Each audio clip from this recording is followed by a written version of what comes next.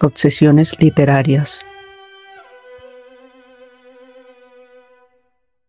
Por Stephanie Maldonado Pérez y Carlos Luis Torres.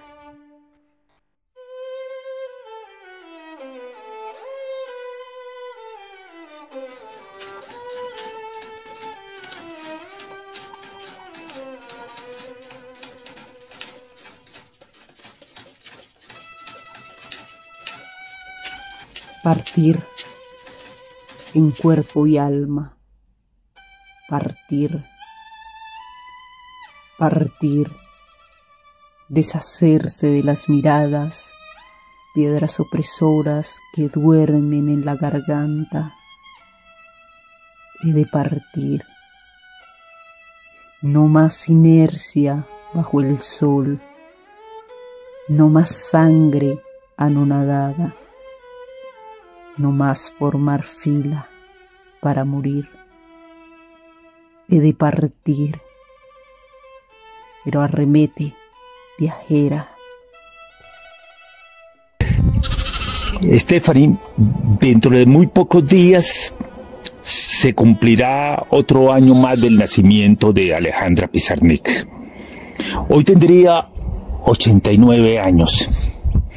Y en medio de este paisaje me parece una excelente oportunidad para recordarla. Pero esta mañana me levanté pensando cómo sería Alejandra a los 89 años. Sería su poesía más tranquila, más serena. ¿De qué hablaría a esta edad? ¿Tendría alguna vez Alejandra 89 años? A mí me cuesta, Carlos, porque yo veo a Cristina Peri Rossi, a Poniatowska, por fortuna para nosotros, a la edad que tienen todavía contamos con ellas, ¿no? Pero con Alejandra no me pasa eso. Yo a Alejandra no me la puedo imaginar de la edad que tiene actualmente Peri Rossi. Es más, no me la puedo imaginar vieja. Tengo eso con Alejandra, no sé por qué hablabas tú de eso y yo digo, no me puedo hacer una imagen de Alejandra vieja. Sí, yo creo que Alejandra construyó una figura juvenil que se eterniza en el tiempo. Ella escribió una poesía intensa. Ella vivió una vida irresponsable, de ruptura. Construyó con su cuerpo un poema que fue capaz de ser atrevida, de decir las cosas no con la serenidad que se requería para decir uno. Son unas poesías absolutamente decantadas por los años. No, ella siempre fue una mujer joven. Y decía, irresponsable, nunca trabajó. Bueno, trabajó en literatura. Escribió con su... los poemas son absolutamente depurados, pero son absolutamente intensos. Tenían 17 años, tenían 22 años, tenían 25 años. Ella siempre fue una mujer absolutamente joven, con acné. Es algo muy, no sé, paradójico mencionar eso que tú dices, de que Alejandra nunca trabajó, ¿no? Pienso en un Shorting cuando habla de la utilidad de lo inútil. Claro, Alejandra fue inútil en el sentido productivo de la palabra, en el sentido que ahora nos exigen. Ortodoxo, ¿no? Ortodoxo, sí, de ser útil para algo, de tener una carrera, una profesión. Alejandra lo único que quería era hacer literatura y en esa medida, para la sociedad en la que vivía, era totalmente inútil y creo que ella lo sabía además. Pero está también esta otra cuestión de la Alejandra que está más allá del mito y que justamente lo que la hace ser la gran poeta que es, no es su suicidio, ni el acné, ni su soledad, ni sus problemas con su autopercepción física, sino esa meticulosidad en la poesía, ¿no? Esa exigencia constante de estar puliendo, de estar depurando su poesía. Una mujer que trabajaba tremendamente, ¿no? Se tomaba la poesía ¿En serio? Ah, claro, un verso de Alejandra es el producto de un trabajo minucioso sobre la palabra para poder que esa grafía representara exactamente su sensación interior. Stephanie, ¿por qué no aprovechamos que en medio de esta mañana absolutamente fría, de este viento que pucha, apareció el sol? Apareció el sol, sí. ¿Y por qué no celebramos la juventud de Alejandra? Su tremenda maravilla irresponsable, su maravillosa manera de poner en palabras esa sensación interior. ¿Por qué no empezamos con un poema? Claro que sí. Vamos a darle origen a este por favor, programa con este poema que se titula Origen. La luz es demasiado grande para mi infancia, pero ¿quién me dará la respuesta jamás usada? ¿Alguna palabra que me ampare del viento? ¿Alguna verdad pequeña en que sentarme y desde la cual vivirme? ¿Alguna frase solamente mía que yo abrace cada noche, en la que me reconozca, en la que me exista? Pero no, mi infancia solo comprende al viento feroz que me aventó al frío cuando campanas muertas me anunciaron. Solo una melodía vieja, algo con niños de oro, con alas de piel verde, caliente, sabio como el mar que tirita desde mi sangre, que renueva mi cansancio de otras edades. Solo la decisión de ser Dios hasta el llanto. La decisión de ser Dios hasta el llanto. ¿No? Mira, tengo en mis manos, abrí este poemario y hoy que tenemos tanta paz alrededor y hablamos de la memoria y de las cosas pasadas, uno de los poemas que más me encanta por la perfección de las palabras para poder expresar un sentimiento interior doloroso es Memoria, a Jorge Gaitán Durán. Dice así: Memoria, arpa de silencio donde anida el miedo, gemido lunar de las cosas significando ausencia, espacio de color cerrado, alguien golpea y arma un ataúd para la hora, otro ataúd para la luz. A Jorge Gaitán Durán. Carlos, sabes, yo quería hablar contigo, que eres uno de los grandes amigos con los que yo me puedo sentar a hablar seriamente de Alejandra Pizarnik, porque eres un gran conocedor. Además, Carlos hizo una novela que se llama Alejandra, la poeta que murió de su vestido azul, que es uno de los libros que yo tengo de lectura para acompañar esa lectura de Alejandra cuando vuelvo a ella, porque volver a Alejandra es una de mis grandes pasiones. Y quiero hablar contigo de esos tópicos, esos lugares comunes que Alejandra hace tan suyos, pero que expresan ese sentido, esa esencia por la que todo ser humano transcurre en todas las épocas. Esa coquetería de ella con la muerte y su conciencia de estos seres mortales, además atravesados por el dolor, del silencio, de ese miedo a la locura, ¿no?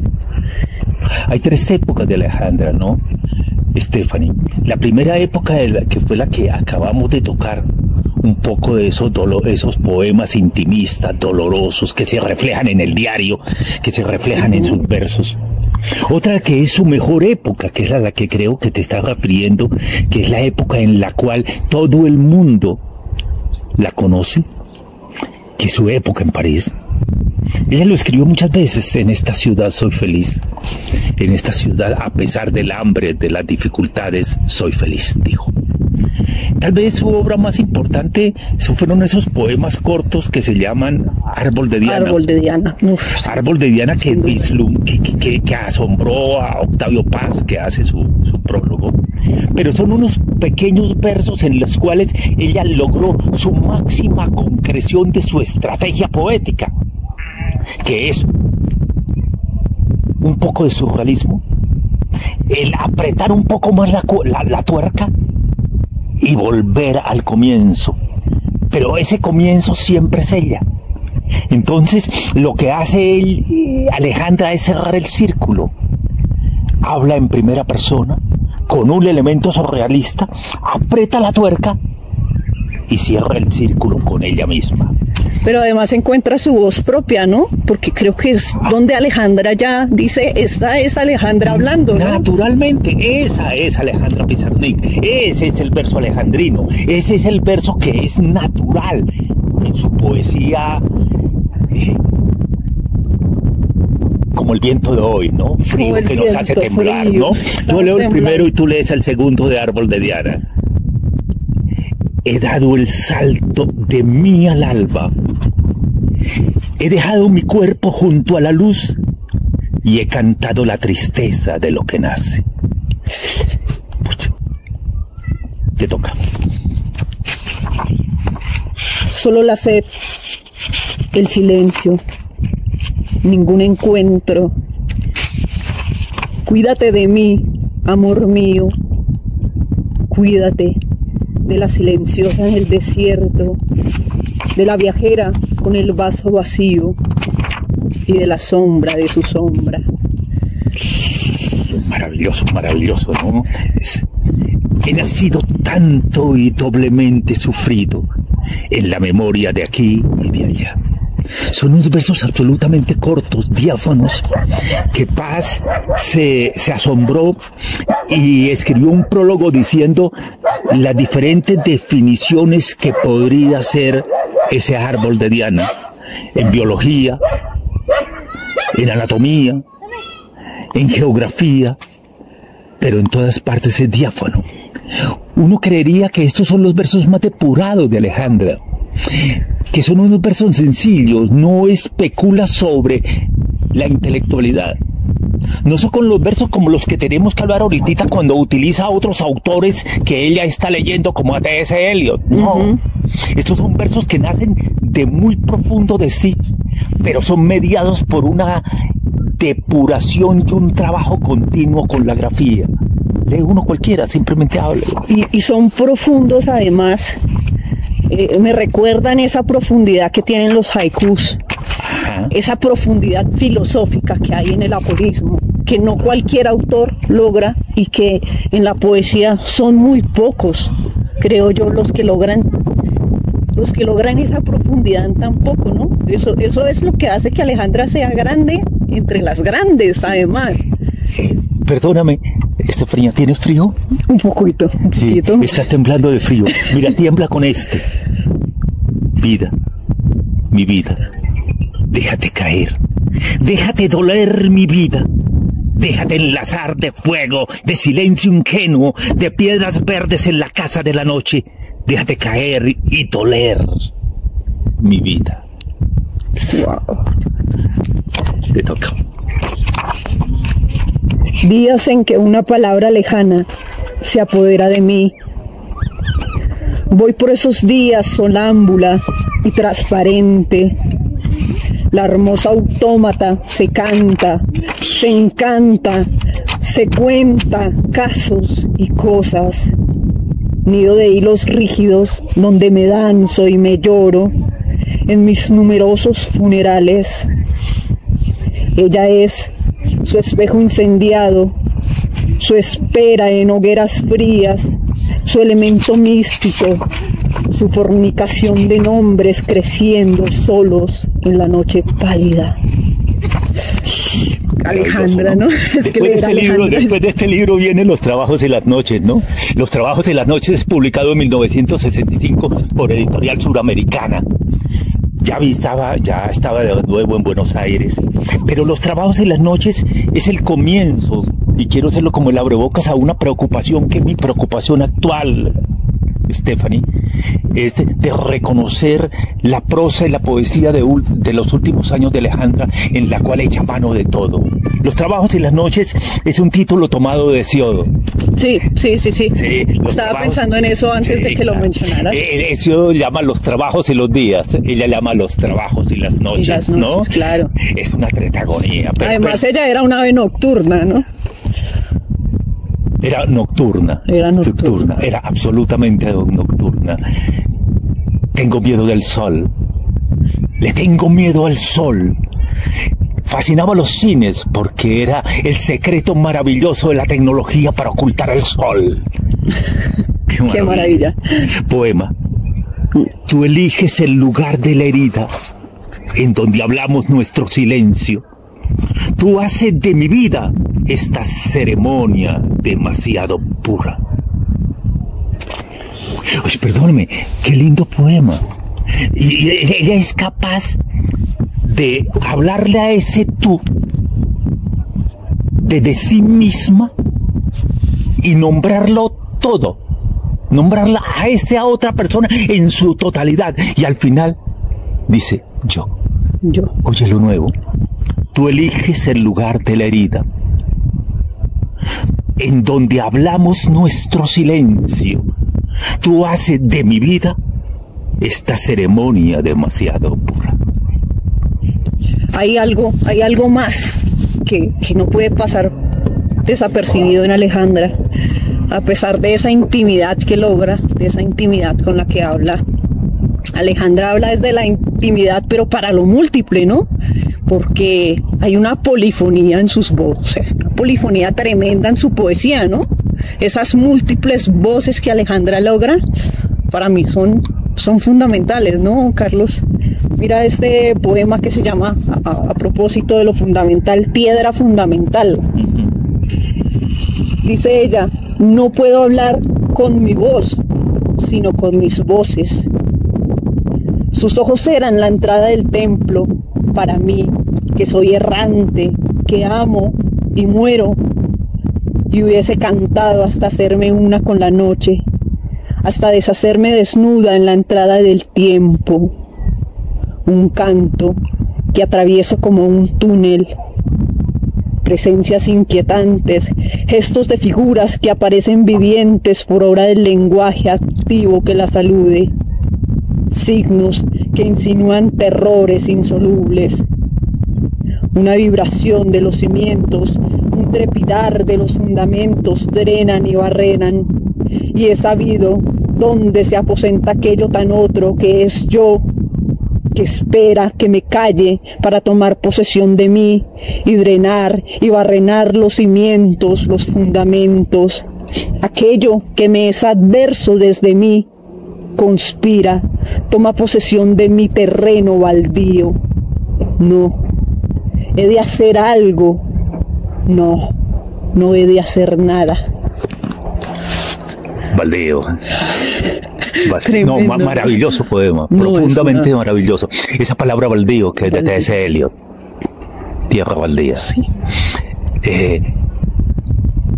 Creo que con este poema lo que queremos contarles a todos es que, además de querer celebrar o de celebrar el nacimiento de Alejandra para la poesía hace 89 años, queremos inaugurar una serie de programas que van a hablar fundamentalmente de poesía.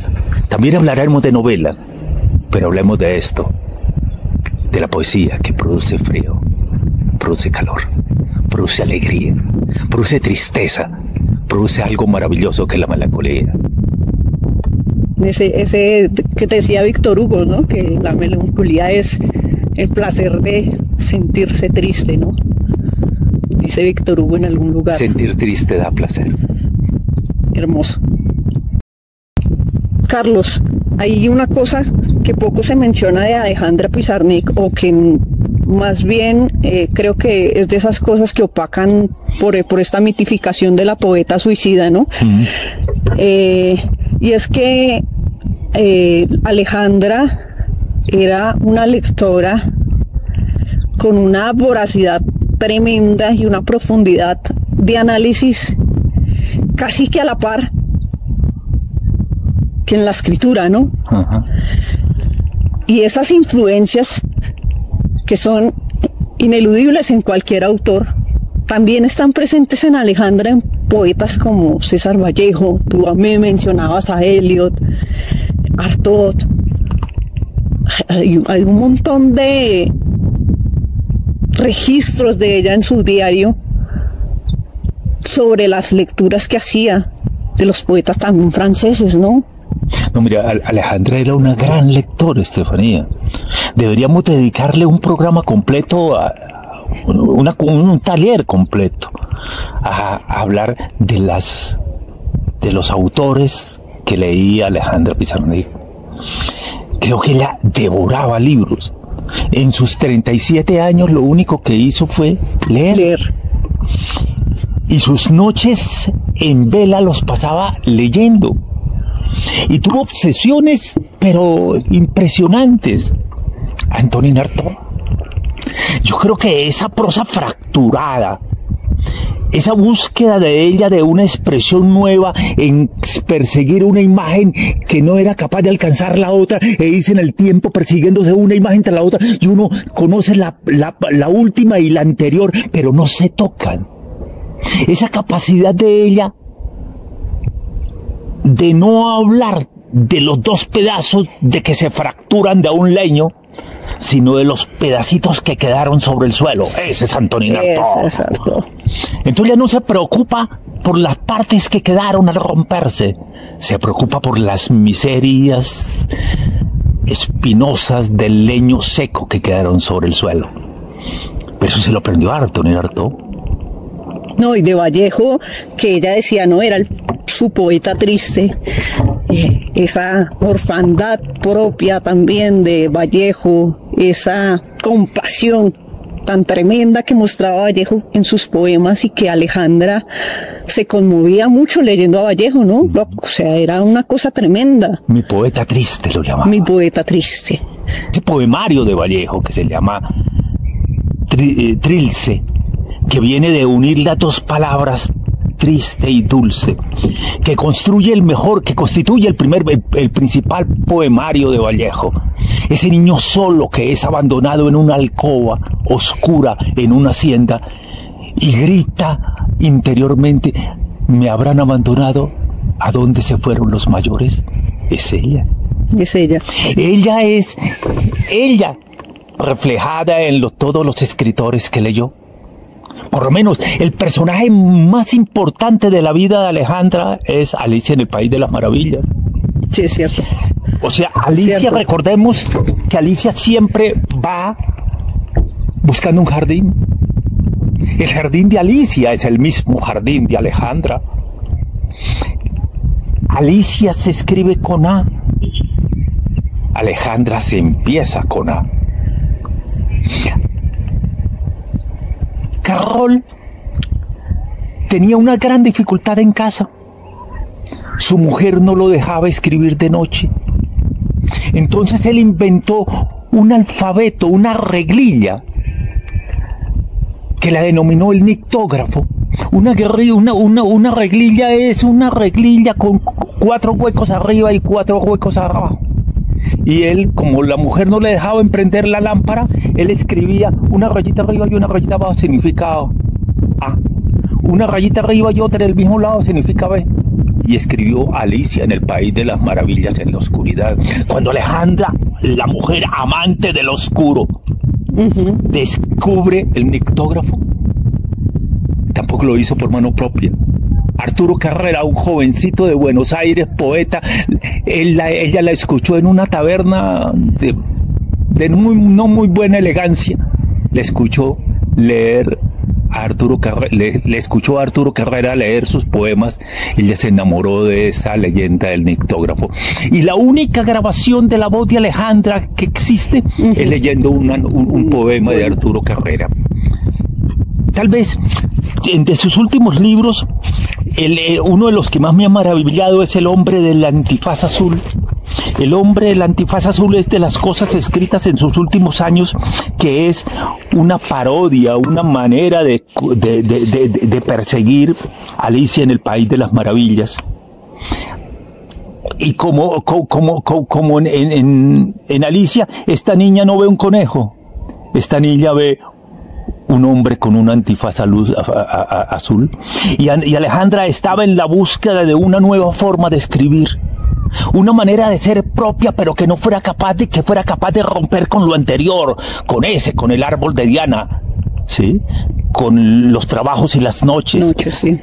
Entonces, el hombre del antifaz azul es un hombre que corre y en lugar de decirle saca un revólver, y ese revólver tiene una forma de pene, ¿sí? Y entonces ella corre como Alicia por medio de, no en un túnel, no en un foso, sino por un túnel, y sale a muchas partes y grita y encuentra cosas, y en medio de lo que encuentra son los escritores y las frases de los escritores que estaba leyendo.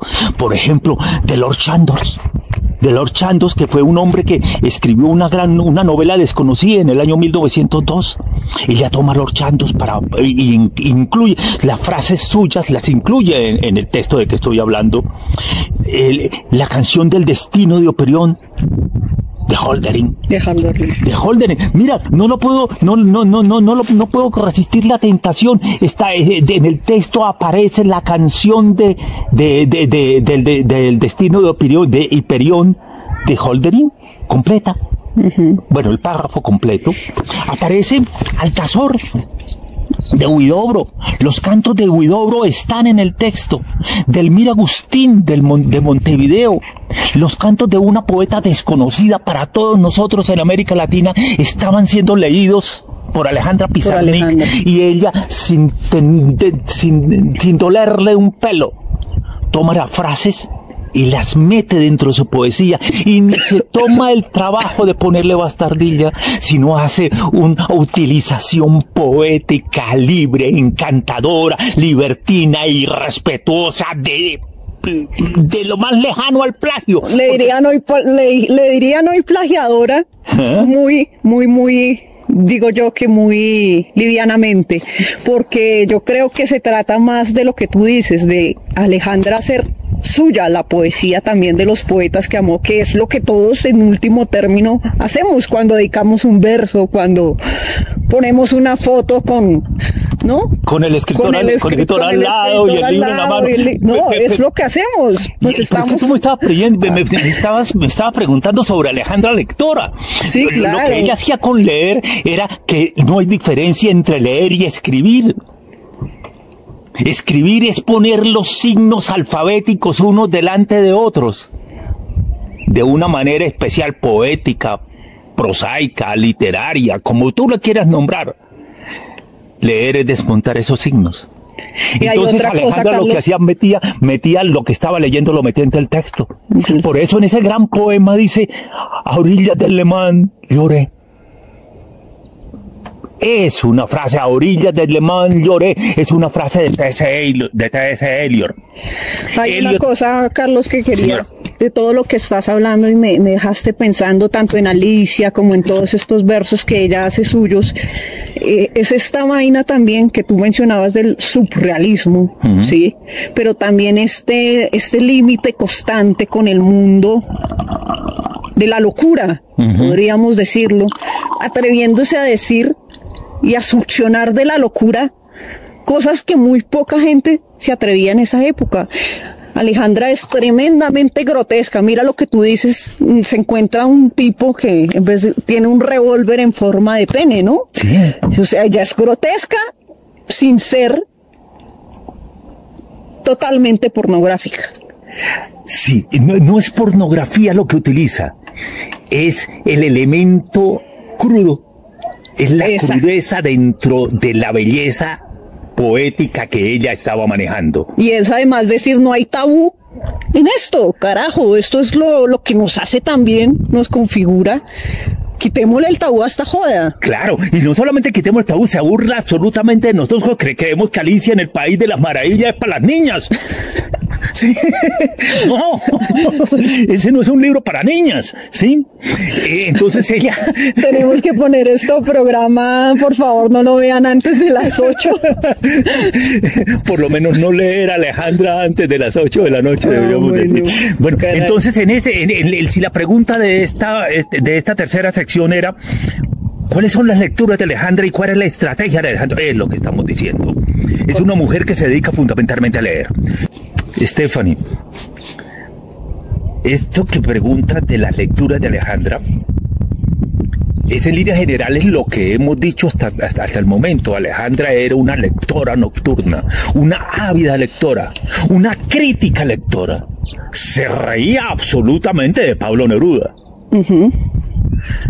Guardaba un silencio irrespetuoso con Borges. Wow, sí. Tomaba, esa es la palabra, Sí, tomaba a sábado con los dedos.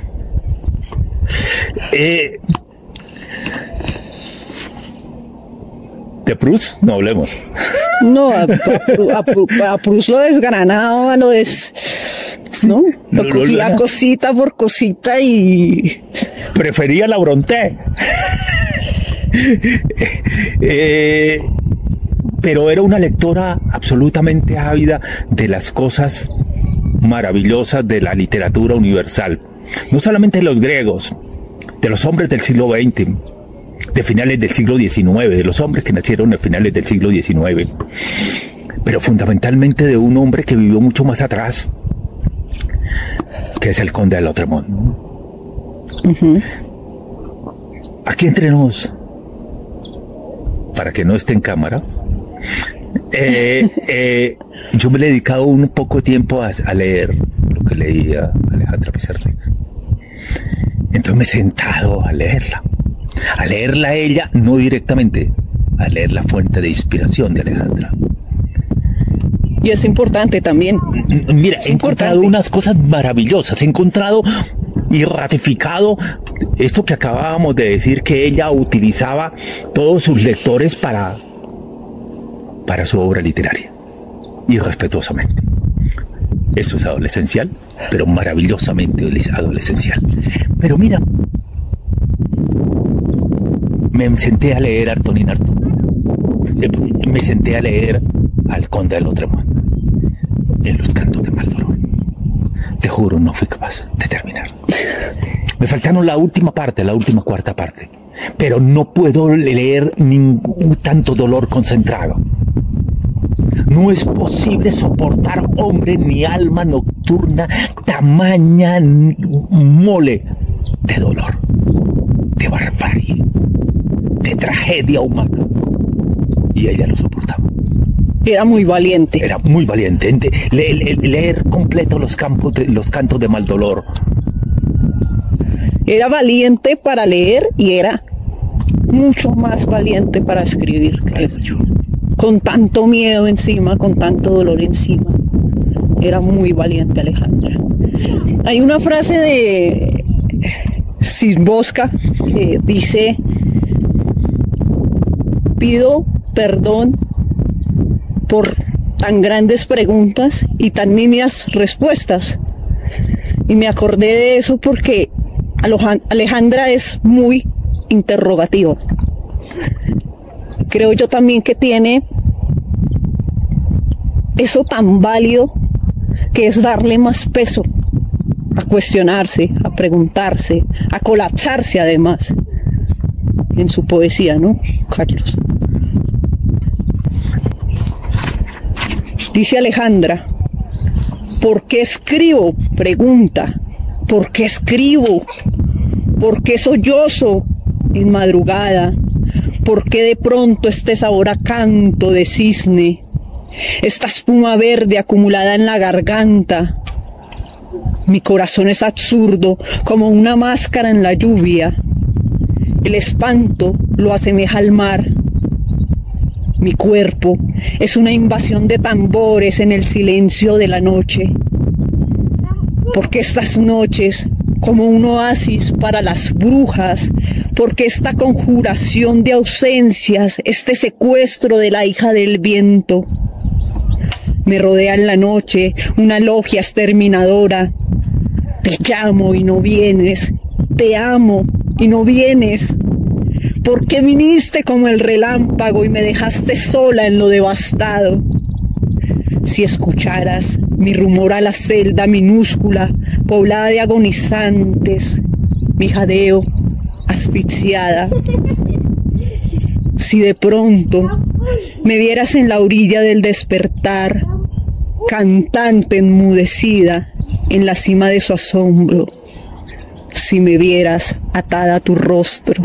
Ay, madre. Que creo que con esto terminamos. O sea, uno queda despechado, así no esté despechado, esto es despecho puro, ¿no? Más que despecho, somos unos desplazados del mundo, ¿no? Tremendo. Alejandra es mortal. Alejandra es mortal. Es una exiliada de todo. Es mortal. Creo que lo que hemos pretendido hacer ha sido simplemente recordar a Alejandra Pizarnik. Hablar de ella es muy largo, es casi interminable. Y nosotros tenemos la fortuna que hablamos con un gran placer de ella, con gran dolor también. Con gran dolor también. Les agradecemos mucho los minutos que nos han acompañado. Esperamos que les guste, ¿no? Este espacio que inauguramos hoy con este frío atroz, pero bello. Pero bello. ¿No? Bello, qué belleza. Con ustedes volveremos a estar muy pronto, Stephanie Maldonado y Carlos Luis Torres. Muchísimas gracias y felices días. Va con amor.